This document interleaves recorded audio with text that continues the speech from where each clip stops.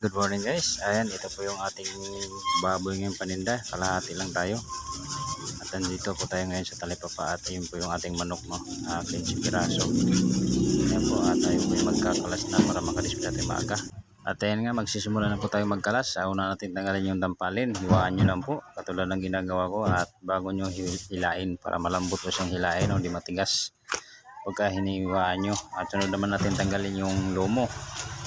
Ayan, sunod nyo lang po sa pork chop para hindi po masira yung lomo. Ayan, tanggalan po natin yung lomo at dito naman tayo sa pigi. Tanggalin natin ang pigi at tanggalin muna natin yung tawa sa ibabaw. Diretso po sa toe joint. Hiwain nyo lang po yung laman hanggang sa mahiwa nyo po lahat yung laman tsaka yung balat. Bago po natin yan guys baliin. Ayan, ganyan lang po guys. Ayan, natanggal na po natin tong pigi at dito naman tayo sa kasim sa balikat. Ayan, 4 na ribs po tayo, bilang tayo ng 4 na ribs, tsaka natin hiwain sa ibabaw ng ribs, ibabaw ng 5 ribs, ano. Ayan, pag nahiwa nyo na, dukot nyo po sa ilalim hanggang sa mahiwa po lahat yung laman tsaka yung balat. Diretso po yan sa joint. Hiwaan nyo lang yung joint para matandaan nyo lang, at tsaka nyo hiwaan sa likod para ma-straight, no. Paano masabi? Para maputol yung lahat ng laman sa balat, tsaka nyo po baliin para hindi po kayo mahirapan, lalo na po sa mga baguhan, ano. Ayan, yan po yung mabilis na pag primal, ano. Kasi talagang pag unang hawak mo pa lang ng baboy ay mahirapan ka. Tama kayo, tama kayo. Ayan po, tapos na po tayo sa pang-primal. Dito naman tayo sa deboning. Unahin natin yung pigi.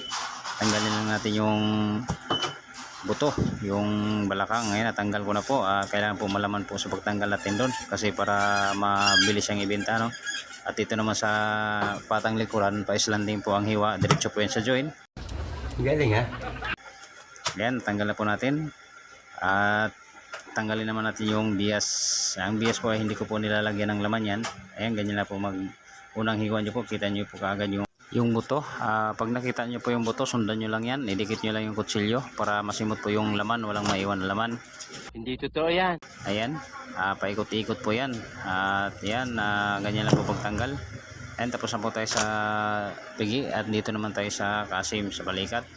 Una natin tanggalin dyan yung ribs. Sa pagtanggal po ng ribs, ganoon din, lamanan din natin. Nadinig ko na yata yan. Para hindi naman lugi yung ating mga customer. Mabilis din siya yung ibenta at mapresyohan natin na maganda. Lalo ng pagtinda. Ayan. Tanggal ko na po yung ribs. At tatanggalan ko lang ng taba sa ibabaw. Linisin lang natin yung ating kasim para maganda siya tignan. Ayan, yung mga lamad-lamad sa ibabaw, kailangan natin yung tanggalin. Yung mga kulani-kulani, may mga kulani rin yan guys, yung sa karugtong ng ulo, sa bandang ulo. Ayan, pag nalinis na, tanggalin naman natin yung pata. Ganyan po ako magtanggal ng pata guys. Yan yung patang unahan. Ayan, diretso po yan sa joint. Pag dating nyo sa joint, ay hiwain nyo lang yung joint para maghiwala yung paypay tsaka yung pata, no. Ayan po, tingnan nyo lang guys yung aking mga ginagawa. At sundan nyo na lang sa gusto pong matuto dyan.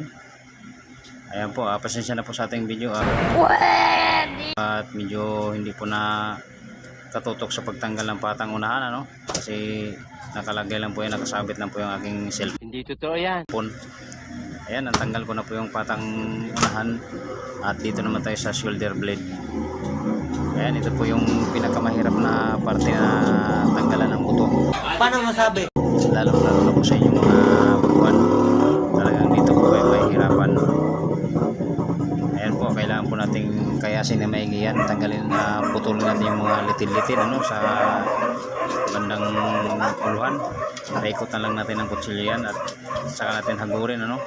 Hiniwaan ko nga pala sa gitna yan guys para mahati at makita natin yung buto.